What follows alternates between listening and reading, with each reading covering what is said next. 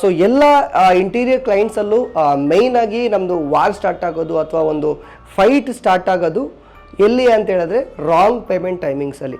So ಯಾವ ಟೈಮಿಗೆ payment ಕೊಡಬೇಕು, ಒಂದು ಕೆಲಸ ಒಂದು ಡೆಡ್ಲೈನು ಯಾವ ಟೈಮಲ್ಲಿ ಮುಗಿಸ್ಬೇಕು, ಇದು ಒಂದು ಇಂಟೀರಿಯರ್ ವೆಂಡರ್ ಮತ್ತು ಕ್ಲೈಂಟ್ ಜೊತೆ ನಡೆಯುವಂಥ ಒಂದು ಡಿಸ್ಕಷನ್.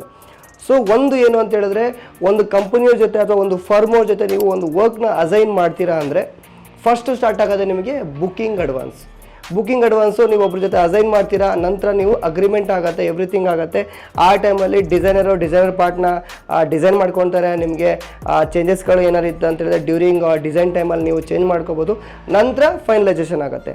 ಸೊ ಇಲ್ಲಿಂದ ಸ್ಟಾರ್ಟ್ ಆಗುತ್ತೆ ಪೇಮೆಂಟ್ ಸೆಗ್ಮೆಂಟ್ಸ್ ಹೆಂಗೆ ಬರುತ್ತೆ, ಯಾವ್ಯಾವ ಟೈಮಲ್ಲಿ ಎಷ್ಟೆಷ್ಟು ಪರ್ಸೆಂಟ್ ವೈಸ್ ಪೇಮೆಂಟ್ ಮಾಡಬೇಕು. ಯೂಶ್ವಲಿ ಏನಾಗುತ್ತೆ ಅಂತ ಹೇಳಿದ್ರೆ ಒಂದು ಅಗ್ರಿಮೆಂಟ್ ಪ್ರಕಾರ ಇಷ್ಟು ಪರ್ಸೆಂಟ್ ವೈಸ್ ಮೆನ್ಷನ್ ಮಾಡಿರ್ತೀವಿ, ಬಟ್ ಆ ಒಂದು ಪೇಮೆಂಟ್ ತಕ್ಕಂಥ ನೀವು ಸರಿಯಾದ ರೀತಿಯಲ್ಲಿ ಪೇಮೆಂಟ್ ಮಾಡಲ್ಲ. ಸೊ ಆ ಟೈಮಲ್ಲಿ ಏನಾಗುತ್ತೆ, ನಿಮಗೆ ಒಂದು ಪ್ರಾಜೆಕ್ಟಿಂದ ಡಿಲೇ ಆಗೋ ಚಾನ್ಸ್ಗಳು ಜಾಸ್ತಿ ಇರುತ್ತೆ, ಟೈಮ್ ಟೇಕಿಂಗ್ ತುಂಬ ಆಗುತ್ತೆ. ಅದಾದ ನಂತರ ನಿಮ್ಗೆ ಎಲ್ಲ ಪ್ಲ್ಯಾನ್ಸ್ಗಳು ಕೂಡ ಎಲ್ಲವೂ ಕೂಡ ನೀವು ಪೋಸ್ಟ್ಪೋನ್ ಮಾಡಬೇಕಾಗತ್ತೆ. ಸೊ ಇವತ್ತಿನ ವಿಡಿಯೋದಲ್ಲಿ ನಾವು ಹೇಳೋಕೆ ಹೊರಟಿದ್ದೀವಿ ಪೇಮೆಂಟು ಟೈಮಿಂಗ್ಸು. ಸೊ ಯಾವ್ಯಾವ ಸ್ಟ್ರಕ್ಚರಲ್ಲಿ ಪೇಮೆಂಟ್ ಮಾಡಬೇಕು, ಯಾವ್ಯಾವ ಯೂನಿಟ್ಸ್ಗಳಿಗೆ ಏನೇನು ಪೇಮೆಂಟ್ ಮಾಡಬೇಕು, ಎಷ್ಟು ಪರ್ಸೆಂಟ್ ವೈಸ್ ನಾವು ಪೇಮೆಂಟ್ ಮಾಡಬೇಕು. ಸೊ ಇದಿಷ್ಟು ಈ ವಿಡಿಯೋದಲ್ಲಿ ನಾವೇನು ಮಾಡ್ತಿದ್ದೀವಿ, ಪೇಮೆಂಟ್ ಸೆಗ್ಮೆಂಟ್ ಬಗ್ಗೆ ಡಿಸ್ಕಸ್ ಮಾಡೋಣ. ಸೊ ಒಂದ್ಸಲ ನೀವು ಬುಕ್ಕಿಂಗ್ಸ್ ಅಡ್ವಾನ್ಸು ನೀವು ಬುಕ್ ಮಾಡಾದ್ಮೇಲೆ ನೆಕ್ಸ್ಟ್ ಸ್ಟಾರ್ಟ್ ಆಗುತ್ತೆ ಮಟೀರಿಯಲು ಪ್ರೊಕ್ಯೂರ್ಮೆಂಟು. ಸೊ ಆ ಒಂದು ಸ್ಟೇಜಲ್ಲಿ ಏನಾಗುತ್ತೆ, ನಿಮಗೆ ಎಷ್ಟು ಪರ್ಸೆಂಟ್ ಪೇಮೆಂಟ್ ಕೊಡಬೇಕು, ಯಾವ ಥರ ಪೇಮೆಂಟ್ ಸ್ಕೆಡ್ಯೂಲ್ಸು. ಸೊ ನನ್ನ ಪ್ರಕಾರ DHI ಸಜೆಷನ್ ಪ್ರಕಾರ ಒಂದು ಸಲ ನೀವು ಡಿಸೈನ್ಸ್ ಎಲ್ಲ ಫೈನಲೈಸೇಷನ್ ಆದಮೇಲೆ ನೀವು ಮಾಡಬೇಕಾಗಿರೋದು ಫಸ್ಟ್ ಪೇಮೆಂಟ್ ಸ್ಕೆಡ್ಯೂಲ್ ಬಂದುಬಿಟ್ಟು 60% out of the budget. So example ಇವಾಗ ಒಂದು ಎಷ್ಟು ಒಂದು 30 lakhs ನಿಮ್ಮ ಬಜೆಟ್ ಅಗ್ರಿ ಆಗಿದೆ ಅಂದರೆ, ಸೊ ಆ ಔಟ್ ಆಫ್ 30 lakhs ಬಜೆಟಲ್ಲಿ ನೀವು 60% ಅಮೌಂಟ್ನ ನೀವು ಫಸ್ಟು ಪೇಮೆಂಟ್ ಮಾಡಬೇಕಾಗುತ್ತೆ. ಈ ಒಂದು 60% ಪೇಮೆಂಟಲ್ಲಿ ಏನೇನು ಬರುತ್ತೆ ಅಂದರೆ, ಈ ಒಂದು 60%ಅಲ್ಲಿ ನಮಗೆ ಕನ್ಸ್ಯೂಮ್ ಆಗೋದು major material. So major material ಯಾವುದು ಅಂತ ಹೇಳಿದ್ರೆ ಪ್ಲೈವುಡ್ಸು. ಫಸ್ಟ್ ಆಫ್ ಆಲು ಒಂದು ಸೈಟಿಗೆ ನಾವು ಕೆಲಸ ಮಾಡ್ತೀವಿ ಅಂದರೆ ಮೇಜರ್ ಮಟೀರಿಯಲ್ ನಮ್ಮದು ಫಸ್ಟ್ ಪಾಯಿಂಟ್ ಬರೋದೆ ಪ್ಲೈವುಡ್ಸು. ಫಸ್ಟ್ ಆ ಒಂದು 60% ಏನು ಮಾಡ್ತೀವಿ, ರಾ ಮಟೀರಿಯಲ್ಸು. ನಮಗೆ ಮೇಜರ್ ಆಗಿ ಪ್ಲೈವುಡ್ಸ್ಗಳು ಹಾಕೋಬೇಕಾಗತ್ತೆ, ಅದಕ್ಕೆ ಬೇಕಾಗುವಂಥ ಅಡೇಸಿವ್ಸ್ಗಳು. ನಂತರ ಬಂದುಬಿಟ್ಟು ಏನೇನು ಅವರಿಗೆ ಕಾರ್ಪೆಂಟರ್ಸ್ಗೆ ಮೇನ್ ಅಡೇಸಿವ್ಸ್ ಆಗಿರ್ಬೋದು, ನಂತರ ಅವ್ರಿಗೆ ಯೂಸ್ ಮಾಡೋವಂಥ ಟೇಪ್ಸ್ಗಳು, ಕೆಲವೊಂದು ಫ್ಯಾಬ್ರಿಕ್ ಶೀಟ್ಸ್ಗಳಾಗಿರ್ಬೋದು, ಲ್ಯಾಮಿನೇಟ್ ಶೀಟ್ಗಳು ಅಟ್ ಎ ಟೈಮಲ್ಲಿ ಸೈಟಿಗೆ ಹೋಗಿ ಬೀಳುವಂಥದ್ದು. ಇದು 60%ಅಲ್ಲಿ ಆಗುವಂಥದ್ದು. ಇನ್ನು ನೆಕ್ಸ್ಟ್ ಪೇಮೆಂಟ್ 60%ಅಲ್ಲಿ ಏನೇನು ಆಗುತ್ತೆ ಅಂತ ಹೇಳಿದ್ರೆ, ಕಂಪ್ಲೀಟ್ ಸ್ಟ್ರಕ್ಚರ್ ವರ್ಕ್ ಮುಗಿಯುತ್ತೆ. ಫ್ಯಾಕ್ಟ್ರಿಯಿಂದ ಐಟಮ್ಸ್ ಏನಾದ್ರು ಇತ್ತು ಅಂತ ಹೇಳಿದ್ರೆ ಫ್ಯಾಕ್ಟ್ರಿಯಿಂದ ಐಟಮ್ಸ್ ಕೂಡ ಬಂದು ಸೈಟಿಗೆ ಡಂಪ್ ಆಗುತ್ತೆ. ಸೊ ನಂತರ ಸ್ಟಾರ್ಟ್ ಆಗೋದು 30%. ಒಂದ್ಸಲ ಮಟೀರಿಯಲ್ ನಿಮಗೆ ಸೈಟಿಗೆ ಫ್ಯಾಕ್ಟ್ರಿಯಿಂದ ಡಂಪ್ ಆಯಿತು, ಎಗೇನ್ ಮ್ಯಾನ್ಯುವಲಲ್ಲಿ ಆಗಿರುವಂಥ ಸ್ಟ್ರಕ್ಚರಲ್ ವರ್ಕು ಕೂಡ ರೆಡಿ ಆಯಿತು. ಇನ್ನು ಜಸ್ಟ್ ಲ್ಯಾಮಿನೇಟ್ ಪೇಸ್ಟ್ ಮಾಡಬೇಕು, ಇನ್ನೇನು ಹಾರ್ಡ್ವೇರ್ ಫಿಟ್ಟಿಂಗ್ಸ್ ಮಾಡೋ ಟೈಮಲ್ಲಿ ಏನು ತೊಗೊತೀವಿ ಅಂದರೆ 30%. ಈ ಥರ ಪ್ಲ್ಯಾನ್ ಮಾಡ್ಕೊಳ್ಳಿ. ಒಂದ್ಸಲ 60% ವರ್ಕ್ ಆದಮೇಲೆ ಆ ಒಂದು 60%ಗೆ ನೀವು ಎಷ್ಟು ಅಮೌಂಟನ್ನು ನೀವು ಪೇ ಮಾಡಿರ್ತೀರಾ ಆ ವರ್ಕನ್ನು ಕೂಡ ನೀವು ಜಡ್ಜ್ ಮಾಡಬೇಕಾಗತ್ತೆ. ಈ 60% ಕೊಟ್ಟಿರೋ ಅಮೌಂಟಿಗೆ ವರ್ಕ್ಸ್ಗಳು ಆಗಿದೆಯಾ ಇಲ್ವಾ ಅಂತ. ಸೊ ನೆಕ್ಸ್ಟ್ ಸ್ಟಾರ್ಟ್ ಆಗೋದು 30% ಅಮೌಂಟು. ಈ 30% ಅಮೌಂಟ್ಸಲ್ಲಿ ಏನಾಗುತ್ತೆ, ಇಲ್ಲಿಂದ ಸ್ಟಾರ್ಟ್ ಆಗ್ತಾ ಹೋಗುತ್ತೆ ಲೇಬರ್ ಪೇಮೆಂಟ್ಸ್ಗಳು. ಯಾಕಂದರೆ ಎವ್ರಿ ವೀಕ್ಸು ಲೇಬರ್ಗೆ ಪೇಮೆಂಟ್ ಕೊಡಬೇಕಾಗಿರುತ್ತೆ, ಅಥವಾ ಎವ್ರಿ ಮಂತ್ಸು ಲೇಬರ್ದು ಎಷ್ಟು ಕೆಲಸ ಆಗಿದೆ ಆ ಕೆಲಸ ವೈಸು ನಾವು ಪೇಮೆಂಟ್ ಕೊಡಬೇಕಾಗುತ್ತೆ. ಸೊ ಈ 30% ಏನಾಗುತ್ತೆ ನಿಮಗೆ. ಇನ್ನು ನೆಕ್ಸ್ಟ್ ಮೇಜರ್ ಸ್ಟ್ರಕ್ಚರ್ ವರ್ಕ್ ಮುಗಿದ ಕೂಡಲೇ ನೆಕ್ಸ್ಟ್ ಅವ್ರಿಗೆ ಬೇಕಾಗಿರುವಂಥದ್ದು ಎಲ್ಲೆಲ್ಲಿ ಕಲರ್ ಲ್ಯಾಮಿನೇಟ್ಸ್ಗಳು ಬರುತ್ತೆ, ಎಲ್ಲೆಲ್ಲಿ ಹಾರ್ಡ್ವೇರ್ಸ್ಗಳು, ಮೇಯ್ನ್ಲಿ ಹಾರ್ಡ್ವೇರ್ಸು ಇಲ್ಲಿ ಡಂಪ್ ಆಗುತ್ತೆ. ಎಗೇನ್ ಲೈಟಿಂಗ್ ಮಟೀರಿಯಲ್ಸ್ಗಳಾಗಿರ್ಬೋದು, ಅಥವಾ ಇನ್ನು ಕೆಲವೊಂದು ಟಚ್ಅಪ್ಸ್ಗಳು ಮೇಜರಾಗಿ ಯೂಸ್ ಆಗುವಂಥದ್ದು ಹಾರ್ಡ್ವೇರ್ಸ್ಗಳು, ಲೈಟಿಂಗ್ ಐಟಮ್ಸ್ಗಳು, ಮತ್ತು ಇನ್ನಿತರ ಕುಷನ್ಸ್ಗಳಾಗಿರ್ಬೋದು, ವಾಲ್ಪೇಪರ್ಸ್ಗಳಾಗಿರ್ಬೋದು.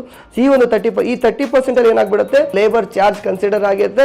ಅಗೇನ್ ನಮ್ಮ ಕಾಸ್ಟ್ ಕೂಡ ಕನ್ಸಿಡರ್ ಆಗಿರುತ್ತೆ, ಯಾಕಂದರೆ ನಾವು ಕೂಡ ಶ್ರಮ ಪಟ್ಟಿರ್ತೀವಿ. ಸೊ ನಮಗೂ ಕೂಡ ಆ ಒಂದು ಪ್ರಾಜೆಕ್ಟನ್ನ ಟೇಕ್ ಕೇರ್ ಆಫ್ ಮಾಡ್ತಾ ಇರ್ತಾರೆ. ಸೊ ಅದು ಕೂಡ ಪೇಮೆಂಟ್ ಇದರಲ್ಲಿ ಇನ್ವಾಲ್ವ್ ಆಗಿರುತ್ತೆ.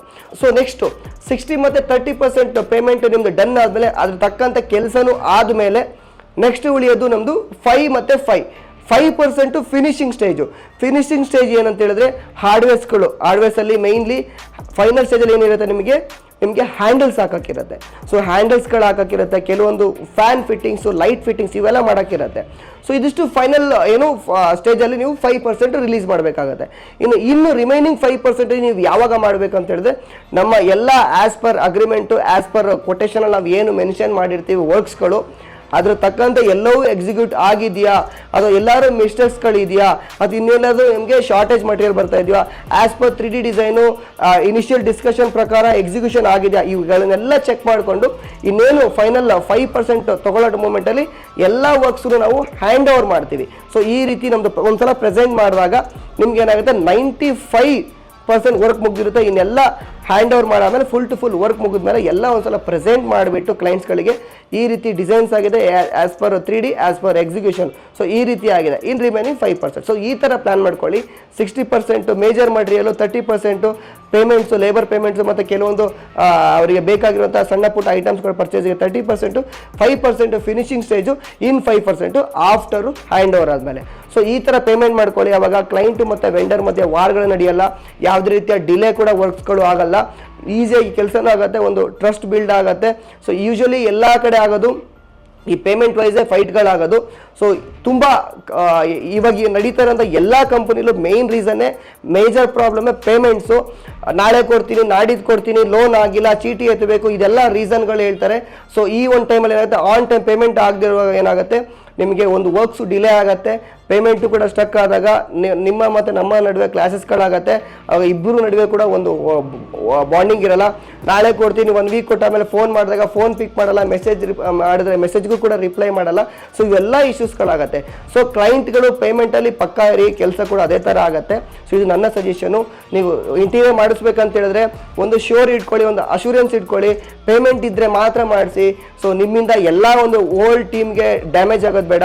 ಯಾಕಂದರೆ ಇಂಟೀರಿಯರ್ ವೆಂಡರ್ ಅಂತ ಹೇಳಿದ್ರೆ ಅವ್ನು ಒಬ್ಬನೇ ಕೆಲಸ ಮಾಡಲ್ಲ, ಎಲ್ಲರೂ ಕೂಡ ಇರುತ್ತೆ. ಒಂದು ಸಪ್ಲೈ ಒಂಥರ ಚೈನ್ ಥರ ಇರುತ್ತೆ. ಲೇಬರ್ಸ್ಗಳಿರ್ತಾರೆ, ವೆಂಡರ್ಸ್ಗಳಿರ್ತಾರೆ, ನಾವುಗಳಿರ್ತೀವಿ, ಕಾರ್ಪೆಂಟರ್ಸ್ ಇರ್ತಾರೆ, ಒಂಥರ ಎಲ್ಲ ಒಂದು ಇರುತ್ತೆ, ಎಲ್ಲರದ್ದು ಪ್ರಾಬ್ಲಮ್ಸ್ಗಳಾಗತ್ತೆ. ಸೊ ಹಂಗಾಗಿ ದುಡ್ಡಿದ್ರೆ ಮಾತ್ರ ಇಂಟೀರಿಯರ್ಸ್ ಮಾಡಿಸ್ಕೊಳ್ಳಿ. ಇಲ್ಲ ಅಂದರೆ ರೀಸನ್ಗಳು ಇಟ್ಕೊಂಡು ಇಂಟೀರಿಯರ್ಸ್ ಮಾಡಿಸ್ತೀರಂದರೆ ಅದು ನಿಮಗೂ ಒಳ್ಳೇದಲ್ಲ, ನಮಗೂ ಒಳ್ಳೇದಲ್ಲ. ಒಂದು ಸಲ ಮನೆ ಇಂಟೀರಿಯರ್ ಮಾಡಿ ಆದಮೇಲೆ ಯಾವತ್ತೂ ಕೂಡ ಹೊರಗಡೆಯಿಂದ ಕೆಲಸ ಮುಗಿಸಿ ಹೋಗ್ತಿದ್ದೀವಿ ಅಂದರೆ ಯಾವತ್ತೂ ಕೆಟ್ಟ ಮಾತು, ಶಾಪ ಇದರಿಂದ ಹೋಗಬಾರ್ದು. ಸೊ ಯೂಶ್ವಲಿ ಎಲ್ಲ ಕಡೆ ಹಿಂಗೆ ಆಗ್ತಾ ಇದೆ. ಸೊ ನೀವು ಒಳ್ಳೆ ರೀತಿಲಿ ಇರಿ, ನಾವು ಒಳ್ಳೆ ರೀತಿಲಿ ಇರ್ತೀವಿ. ಆನ್ ಟೈಮ್ ಪೇಮೆಂಟ್ ಮಾಡಿ, ಆನ್ ಟೈಮ್ ವರ್ಕ್ ತೊಗೊಳ್ಳಿ. ಪಕ್ಕ ಏನು ನಿಮಗೇನು ಅಶ್ಯೂರೆನ್ಸ್ ಇರುತ್ತೆ, ಆ ಅಶ್ಯೂರೆನ್ಸ್ ತಕ್ಕಂಥ ಕೆಲಸಗಳು ಆಗತ್ತೆ. ಇದು ನಾನು ಒಬ್ಬರೇ ಮಾಡುವಂಥದ್ದಲ್ಲ, ಎಲ್ಲ ಕಂಪ್ನಿಯವ್ರು ಇದೇ ಪ್ರಾಬ್ಲಮ್ಸು, ಎಲ್ಲ ಫರ್ಮ್ಗಳು ಫೇಸ್ ಮಾಡ್ತಿರೋದು ಇದೇ ಒಂದು ಮೇಜರ್ ರೀಸನ್ನು, ಮೇಜರ್ ಇಶ್ಯೂಸು. ಅದು payment, wrong payment, timings, on time payment delivery ಆಗಲ್ಲ ಅಂತ. ಇದು ಒಂದು ಕ್ಲೈಂಟ್ ಕಡೆಯಿಂದ ನೀವು ಸರಿಯಾದ ರೀತಿಯಲ್ಲಿ ಮಾಡಿಕೊಟ್ರೆ ನಮ್ಮ ಕಡೆಯಿಂದ ಒಳ್ಳೆ ರೀತಿಯ ಸರ್ವಿಸ್ಗಳು ಸಿಗುತ್ತೆ, ಒಳ್ಳೆ ರೀತಿಯ ಕೆಲಸನೂ ಆಗುತ್ತೆ, ನೀಟಾಗಿ ಡಿಲೇನೂ ಆಗಲ್ಲ ಯಾವುದೇ ರೀತಿ. ಸೊ ಪ್ರಾಪರಾಗಿ ಕೆಲಸ ಬರುತ್ತೆ ಅಂತ ಹೇಳ್ತೀನಿ. ಸೊ ಸಿಗೋಣ ನೆಕ್ಸ್ಟ್ ವಿಡಿಯೋಲಿ. Thank you, bye bye, see you.